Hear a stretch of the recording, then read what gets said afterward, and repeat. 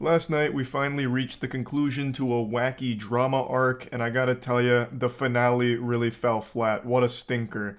I'm talking, of course, about the Bayonetta 3 voice acting situation, where the voice actress for Bayonetta, Helena Taylor, made claims that the pay to voice Bayonetta in the third game was just insulting and unsatisfactory. She led people to believe that they were only offering her $4,000 for the entire game, and that's why she stepped away from the project and then called for a boycott on it. But then a report came out with the real offer and the actual numbers they offered her, and it wasn't confirmed 100% at the time by Helena Taylor until last night, where she went on a 9-tweet long rampage where she made it clear that she manipulated everyone with her Twitter videos and omitted important details from them and basically just used everyone like toilet paper to wipe her ass with here over a petty feud with Nintendo and Platinum Games. I don't see any future where Helena Taylor bounces back from this as a voice actress.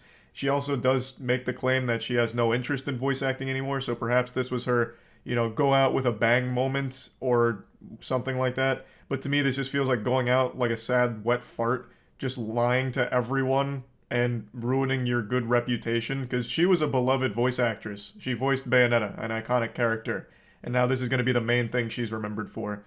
I went over all of it on stream as it unfolded in real time, so I'm going to go ahead and play all those clips for you now and bring you all up to speed on how this all wrapped up. It's come to my attention that some people are calling me a liar and a gold digger. I feel the need to defend myself and my reputation in the industry. See thread.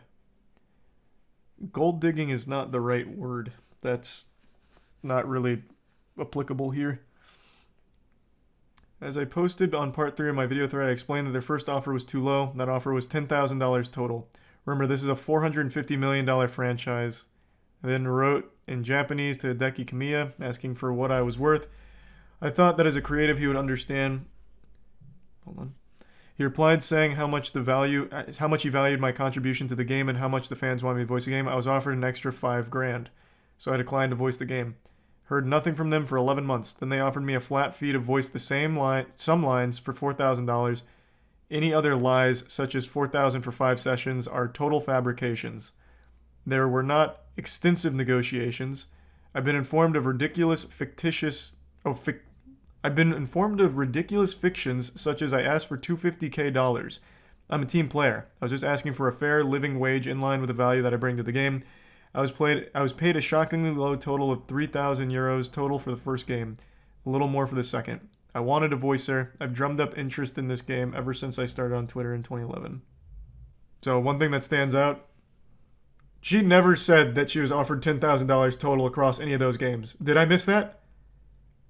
She had always made it seem like they had only offered her $4,000 total. And also, this isn't even a lie either, by the way. According to the articles, the total would have come out to $15,000. So this right here, the $10K plus an extra $5K is $15,000. She's confirming that. I don't know why she's saying any other lies about $4K for 5 sessions or total fabrications. That she is just confirming that that was an accurate thing. It matches up with the timeline that she was offered a 4K cameo. Was that confirmed? Because then that would match, yeah. One of the reports I read is she was offered a cameo after she declined, and they were going to pay her $4,000 for like an hour of her time. Which I think is very fair as a cameo, since she declined the main role. So that is a confirmed statement then? Okay. Then yeah. She's basically just confirmed everything from the report as being accurate. What she's saying in her video is that she wasn't lying. Yeah, but this contradicts that, because now she's being open. That offer was $10,000, which she never said in any of her 3 videos. She had said a flat rate of 4K total. She explicitly said that. This $10K was never mentioned by her as their offer. But is $10,000 a lot? Well, that's what I said. There's plenty of room to debate on like what voice actors should be making, like at a professional level for AAA games. There's plenty of room for a debate there on that being not enough. But that's not the point here. The point is she misled everyone on what was actually going on. What did they offer to pay me? The final offer to do the whole game as a buyout, a flat rate, was $4,000 US. Bang. It's just a quiet video. I don't know what to tell you. She recorded this with terrible sound quality. It's just a quiet video. I don't know what to do about it. It's maxed on OBS and it's maxed here. It's just a quiet video. But yeah, She outright said it's $4,000 for the whole game, which is just blatantly wrong, which she even confirmed in her own thread here. They're not even discrediting what you have to say. You've discredited yourself as well. They just posted the facts, which prove you wrong, which you also just proved yourself wrong. I don't know. I don't understand what her end game was here. What a disaster. What an absolute fucking disaster. Wow. It's a $450 trillion game. True.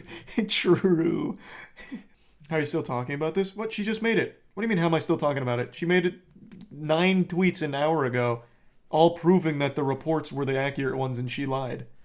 What do you mean, how am I still talking about it? Just happened. So they offered her 10K. She declined. They offered her an extra 5K. She declined again. They hired someone new. She found out, wanted back, and after 11 months, they offered her a cameo for 4K. She got mad at that and made the tweets. Yeah, that seems to be the timeline. Now, again, I think there's plenty of room for a debate on voice actor pay. 100%. This was not the way of doing it, though. This was absolutely awful. Right back into reading just like Yu-Gi-Oh! You want to know the crazy thing? All of her tweets right here, all 9 of these, probably don't even equate to a single Yu-Gi-Oh! Card worth of text. If she had said all this from the start, I think most people would have had the same reaction about how underpaid the offer was. It's possible. I have no idea, because, I mean, we can only speculate. If she had just been honest, like, hey, I'm not voicing Bayo 3 because I really feel like voice actors aren't getting the pay they deserve in the AAA gaming space. Here's the offer here's the offer Platinum Games made me. Here's the amount of hours they expected me to work for this pay. I found it to be low, so I walked. Like, she could have still drummed up plenty of support that way. Some people would agree with her, some people would disagree, but that's the whole point of having the conversation. Is there any possible reason for Hellena Taylor to have tried something like this, only to sabotage herself? That's what I've been really trying to figure out. I don't know. I don't know what the goal was. Like, I don't see what she possibly thought could come from this. Like, let's say, here, let's just picture a world where she was telling the truth, which she's now confirmed she wasn't. But let's picture a world where she was. Best case scenario, she financially hurts Platinum Games and Nintendo a little bit with some people that boycott the game and don't play it. But even in that situation, how does that help her? Game companies are going to look at her and what she did there and be skeptical of hiring her, because what if she does that again? Like, I feel like we're paying her a good rate, but what if she's secretly not happy with it? What if she blasts us online and starts up a controversy? Like, then she becomes a flight risk for all of the other game companies as well as all the other projects. She'd be unhireable regardless for a lot of places. Crunchyroll has been very anti-union recently. They refuse to even have meetings with... Yeah! You just brought up something interesting we talked about a bit. The voice actor for Mob in Mob Psycho 100 for the English dub, the man just asked about the union and they dropped him. Straight dropped him for asking about the union.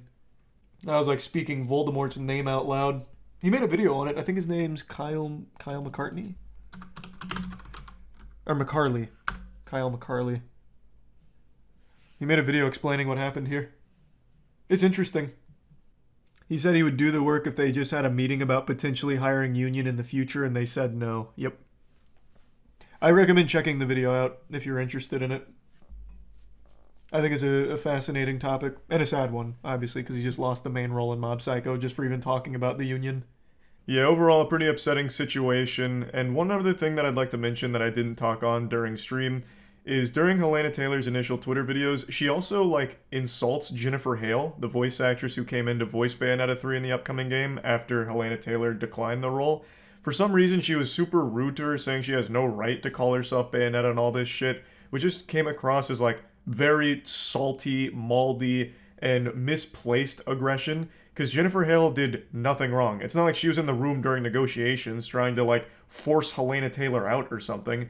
So that always rubbed me the wrong way, and I said that on the very first video immediately.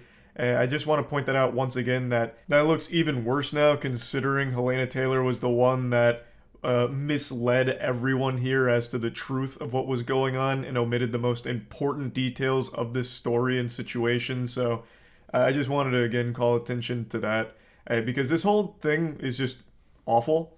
Like, I don't understand. I still don't understand what she thought would come from this. She, I guess, just assumed they would never release the real reports of what she was offered, and that clearly wasn't the case. They came with the receipts, which Helena Taylor investigated and said, "Yep, these are the real receipts."